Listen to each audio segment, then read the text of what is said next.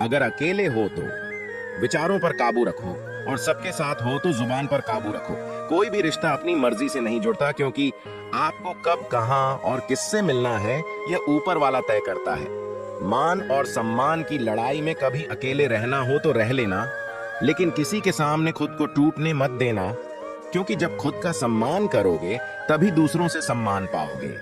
जब तुम दुखी होते हो तो याद रखें कि दुख का समाधान तुम्हारे भीतर ही होता है। किसी भी संघर्ष के बावजूद तुम्हारी आत्मा में शांति और संतोष की खोज तब होती है जब हम अपनी आत्मा के गहराई में जाते हैं।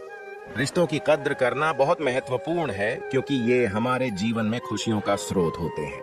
जब हम अपने रिश्तों की कद्र करते हैं तो हम संबंधों को मजबूती और संवेदनशीलता से बांधते हैं, जिससे हमारा जीवन समृद्ध होता है।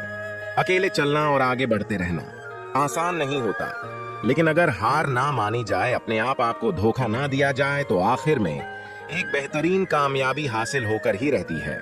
अकेले चलना बहुत मुश्किल होता है, बहुत ही ज्यादा मुश्किल, लेकिन अकेले उठाया हुआ हर एक कदम तुम्हारे इरादों को मजबूत बनाता है, तुम्हारे व्यक्तित्व को निखार है। श्री कृष्ण कहते हैं, हर वो इंसान जो अपनी लड़ाई अकेले लड़ रहा है, अपना रास्ता अकेले तय कर रहा है, लोगों की कड़वी और चुभती हुई बातों को अकेले सह रहा है, बस अपने रास्ते पर चलते रहो और आगे बढ़ते रहो। मैं तुम्हारा साथ अवश्य दूंगा। जिंदगी की कमाई दौलत से नहीं मापी जाती।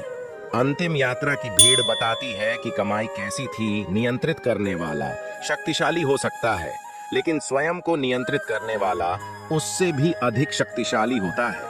जो आप पाना चाहते हैं वह मांगने से नहीं मिलेगा, आपको उसके लायक बनना होगा। उस मनुष्य की ताकत का कोई मुकाबला नहीं कर सकता जिसके पास सब्र की ताकत हो। गलत लोगों की हार उसी वक्त तय हो जाती है जब सही लोग अपने आप चुप हो जाते हैं।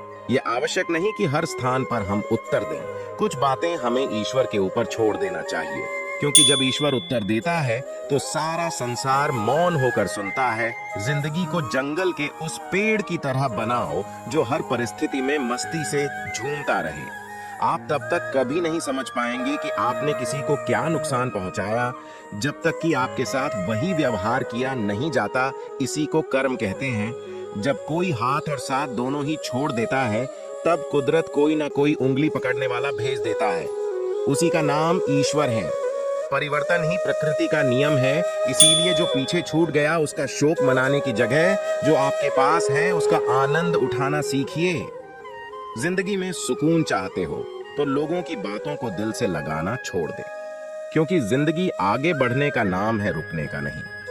परेशानी में अगर कोई सलाह मांगे तो सलाह के साथ भी देना, क्योंकि सलाह गलत हो सकती है परंतु साथ कभी गलत नहीं हो सकता। अगर कोई तुमसे कुछ मांगे तो उसे दे देना, क्योंकि भगवान ने आपको देने वालों में रखा है, मांगने वालों में नहीं। जब लोग रास्ता अलग करने का फैसला करते हैं तो सबसे पहले बातचीत कम कर देते हैं। गलती हर इंसान से होती है, लेकिन गलती सुधार आता वही है जो दिल का साफ होता है और रिश्तों को खोना नहीं चाहता।